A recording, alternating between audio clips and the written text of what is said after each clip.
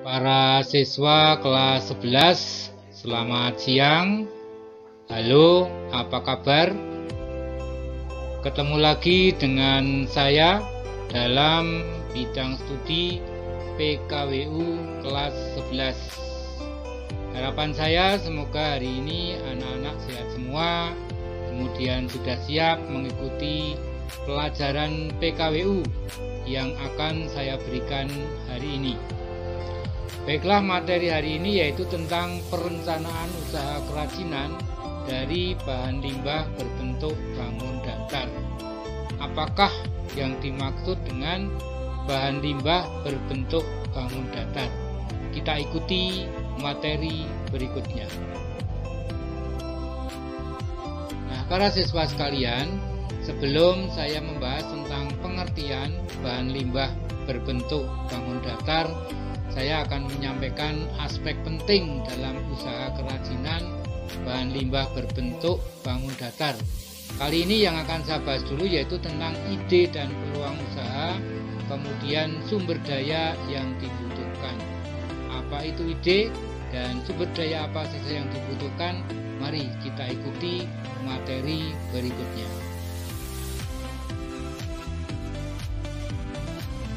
Para siswa, mungkin para siswa telah mendengar apa yang dinamakan ide, atau mungkin pernah membaca apa yang dimaksud ide. Nah, pengertian ide di sini adalah gagasan atau pemikiran yang baru dalam menciptakan suatu produk atau jasa yang berpotensi menjadikan sumber keuntungan dan memiliki peluang yang besar. Nah, anak-anak, untuk mendapatkan sebuah keuntungan dan peluang yang besar dibutuhkan ide atau gagasan. Kemudian ada kata peluang usaha. Kata peluang usaha tersusun atas dua kata, yaitu kata peluang dan usaha. Peluang artinya kesempatan yang datang atau sesuatu yang dapat terjadi dan bisa menghasilkan keuntungan. Sedangkan usaha artinya suatu perbuatan untuk mengarahkan tenaga dan pikiran dalam meraih target atau tujuan tertentu.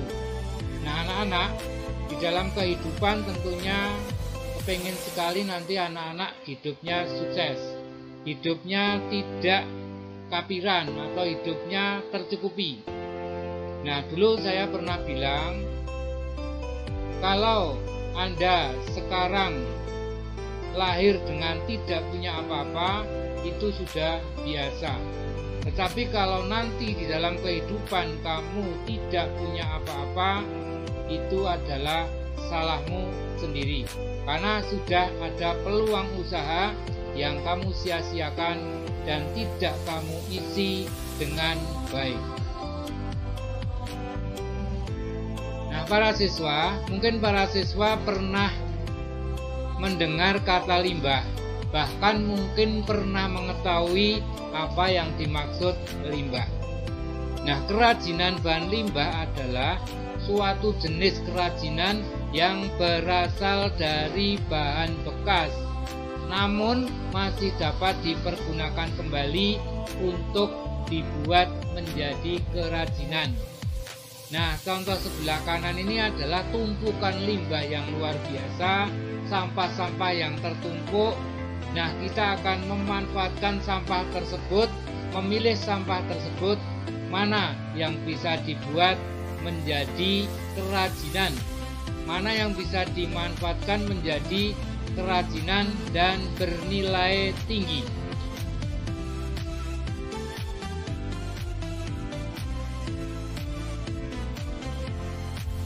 Kalian, berdasarkan senyawanya, limbah untuk produksi kerajinan dapat dibagi menjadi dua. Yang pertama limbah organik dan yang kedua limbah anorganik. Apa yang dimaksud limbah organik?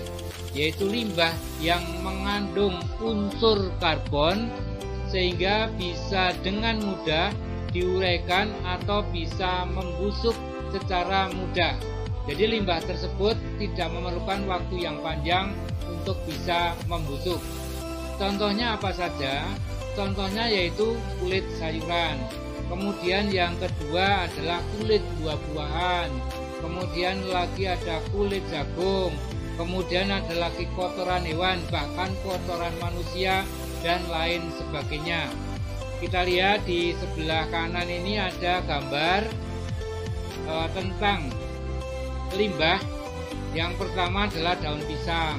Kemudian yang kedua ini adalah bunga yang dibuat dari daun pisang. Tadinya daun itu hanya berserakan, tidak berguna. Nyatanya bisa dibuat menjadi bunga yang cantik dan luar biasa. Kemudian yang kedua itu adalah kulit salak. Ternyata kulit salak itu bisa menjadi sebuah kerajinan yang sangat menarik dan luar biasa. Nah, inilah pemanfaatan limbah organik. Masih banyak lain kerajinan-kerajinan yang dibuat dari limbah organik. Para siswa, limbah yang kedua adalah limbah anorganik. Apa itu limbah anorganik? Yaitu limbah yang tidak mengandung unsur karbon sehingga sangat sulit bahkan tidak bisa diuraikan. Contohnya apa saja? Yang pertama plastik. Kemudian ada yang kedua botol, baik itu botol dari kaca maupun plastik. Kemudian pecahan kaca, kemudian styrofoam, lalu seng dan lain sebagainya. Padahal bahan limbah tersebut sebenarnya bisa dibuat menjadi bahan kerajinan.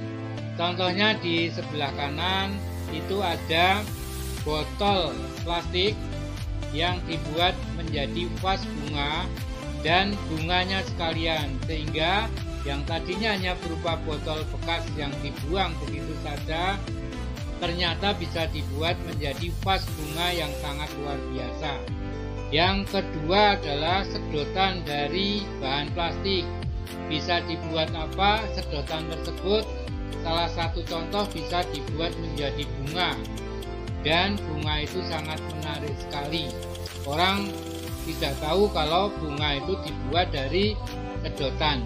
Nah, ini anak-anak sedikit contoh tentang limbah anorganik dan sekaligus contoh kerajinannya.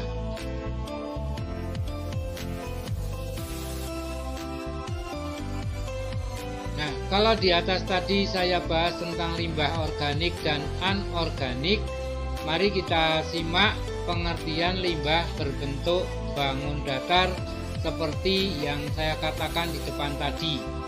Nah, apa yang dimaksud limbah berbentuk bangun datar itu adalah limbah yang berbentuk bangun yang berdimensi 2, yaitu bahan limbah yang memiliki sisi panjang dan lebar sehingga tidak mempunyai ruang. Contohnya kertas, kemudian plastik, daun, kain perca, dan lain sebagainya. Misalnya saja di sebelah kanan ini akan saya tampilkan kerajinan yang dibuat dari kulit jagung. Tadinya kulit jagung mungkin berserakan di mana-mana, ternyata bisa dibuat menjadi kerajinan yang sangat menarik. Mari kita lihat gambar kerajinan yang dibuat dari kulit jagung. Kalau Anda lihat, ternyata kulit jagung bisa menjadi kerajinan berbentuk bunga. Nah, menarik kan anak-anak? Yang tadinya tidak berguna sekarang menjadi kerajinan yang sangat indah. Lalu kita akan lihat kerajinan berikutnya dari limbah berbentuk bangun datar. Para siswa, koran juga termasuk limbah berbentuk bangun datar. Nah, dengan koran ini bisa dibuat menjadi apa anak-anak? Wah, ternyata menjadi kerajinan yang luar biasa. Yang pertama ini adalah moge atau motor gede. Kalau Anda lihat, ini menjadi kerajinan yang hebat, yang sangat luar biasa. Bahannya hanya dari kertas koran. Kemudian yang kedua ini adalah tempat tisu, juga dari kertas koran. Nah, kalau Anda lihat di internet, ini masih banyak lagi kerajinan dari bahan koran. Ada miniatur bangunan, ada miniatur mobil, dan lain sebagainya. Pokoknya hebat deh kerajinan yang dibuat dari kertas koran yang tadinya hanya menjadi kotoran dan berserakan di mana-mana. Ayo manfaatkan kertas koran ini menjadi bahan kerajinan yang bisa dibuat menjadi beraneka ragam. Oke, anak-anak.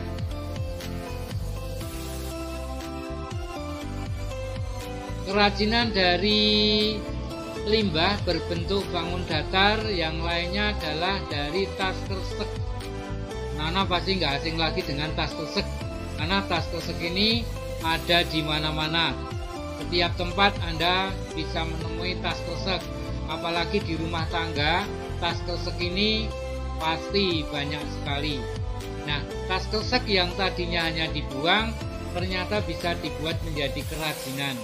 Yang pertama adalah kerajinan tanaman hias dari tas kresek. Hebat kan anak-anak?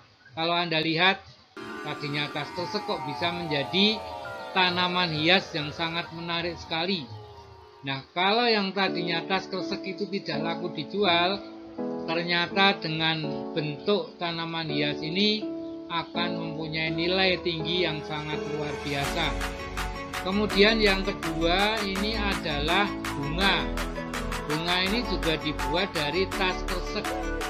Nah, supaya tidak penasaran, cobalah anak-anak membuat bunga dari tas kresek, kemudian nanti tampilkan di video, kemudian bisa menjadi bahan ajar bagi orang lain untuk bisa membuat kerajinan dari tas kresek.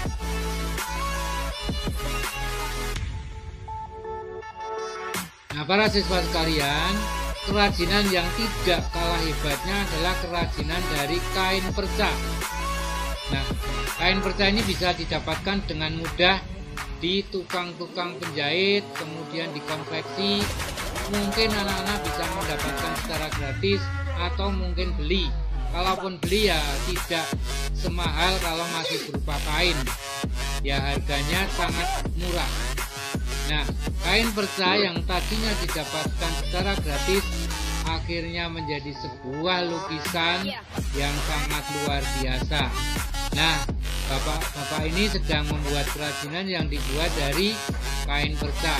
Saya pernah berkunjung ke tempat pembuatan lukisan dari kain perca di Borobudur. Wah, luar biasa. Lukisannya banyak dan beraneka ragam tema, dibuat dari kain perca. Harganya juga luar biasa. Bayangkan kalau bahannya gratis, kemudian bisa dibuat kerajinan dan bisa dijual dan mendapatkan uang, sungguh bangganya luar biasa. Kemudian yang berikut, alas gelas ini juga dibuat dari kain perca atau tatakan. Mungkin ada keset, mungkin ada yang lain lagi, boneka dan lain sebagainya. Ini adalah manfaat dari kain perca yang bisa dibuat menjadi kerajinan dan sangat bernilai tinggi.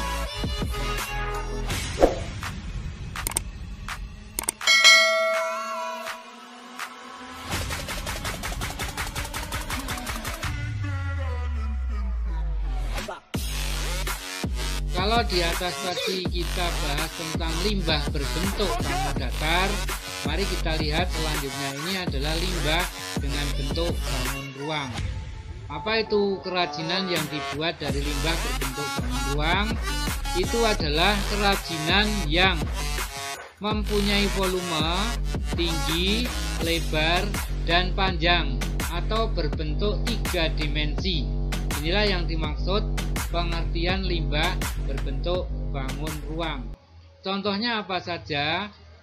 Yaitu kerajinan dari batok kelapa, kemudian lukisan dari biji-bijian, kemudian bunga dari kulit telur, kemudian pensil dari batang bambu, lalu tas dari sedotan plastik, dan lampion dari botol bekas, serta banyak kerajinan yang dibuat dari limbah berbentuk bangun ruang. Nah, kerajinan dari batok kelapa ini bisa dibuat menjadi apa saja. Yang pertama, jika para siswa lihat, ini adalah tempat air minum atau teko, atau bisa dikatakan kan. Ini adalah kerajinan yang dibuat dari batok kelapa. Nah, ini kalau dijual udah nilainya sangat luar biasa. Batok kelapa bisa dengan mudah dicari, ada di mana-mana. Dan orang yang tidak kreatif, limbah batok kelapa ini akan menjadi limbah yang tidak berguna, bahkan dibakar.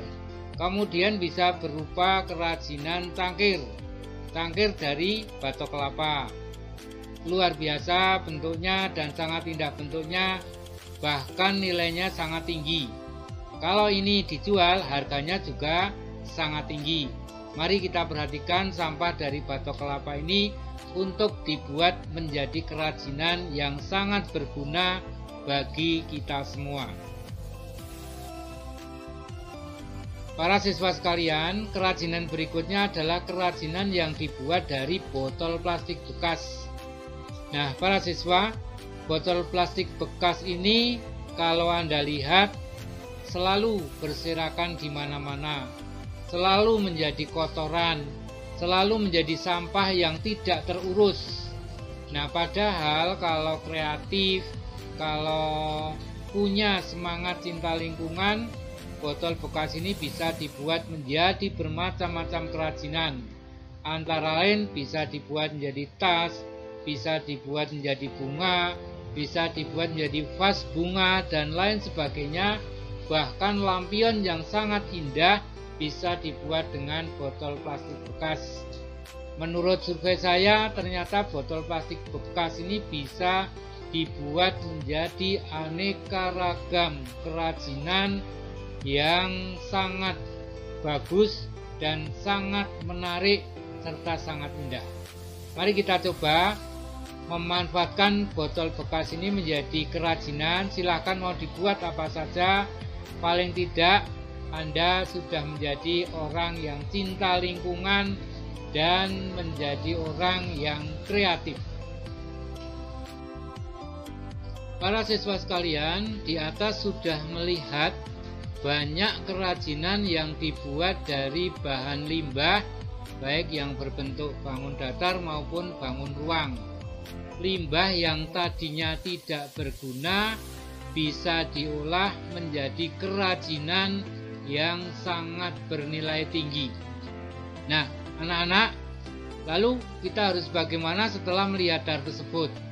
Bisakah Anda menjadi seorang pengusaha kerajinan dari bahan limbah yang ada di sekitar Anda?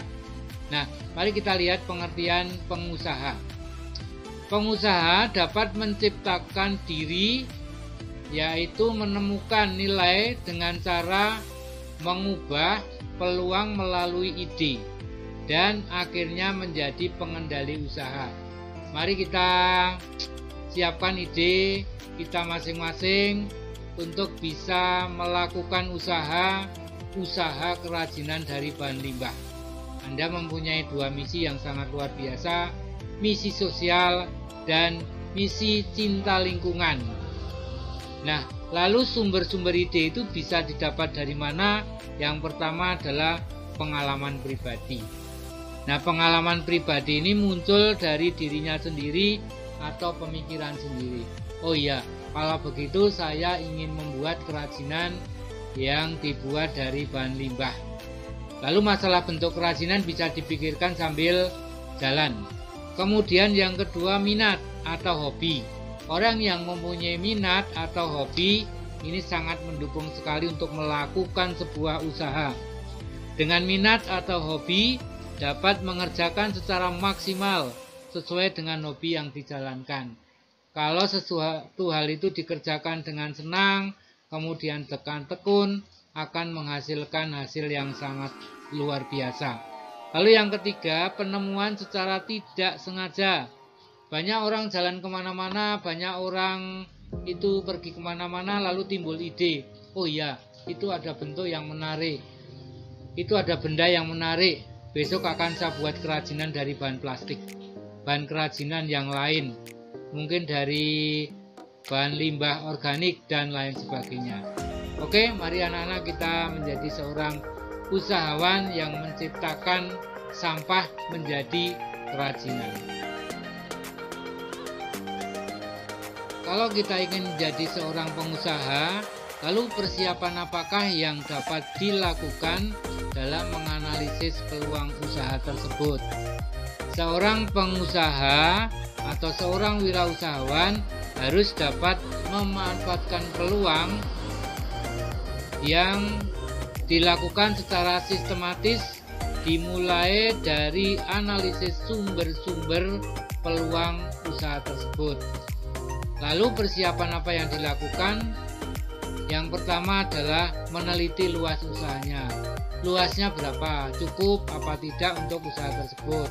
Lalu yang kedua, bentuk usaha apa yang diinginkan? Wah, saya ingin membuat kerajinan dari bahan limbah plastik dan lain sebagainya. Lalu jenis usaha apa yang akan ditekuni?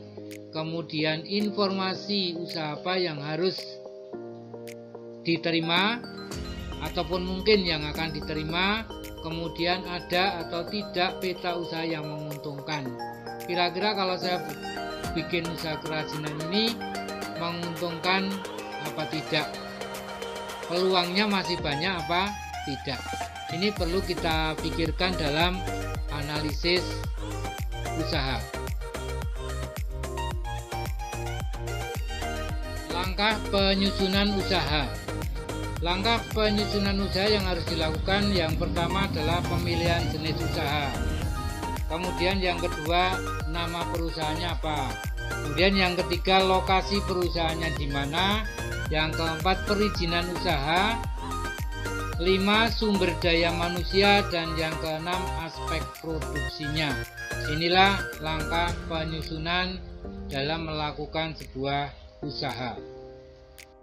Sumber daya yang dibutuhkan dalam melakukan sebuah usaha. Sumber daya yang dimiliki perusahaan dapat dikategorikan atas 6 tipe sumber daya yang dikenal dengan nama 6M. Apakah 6M itu?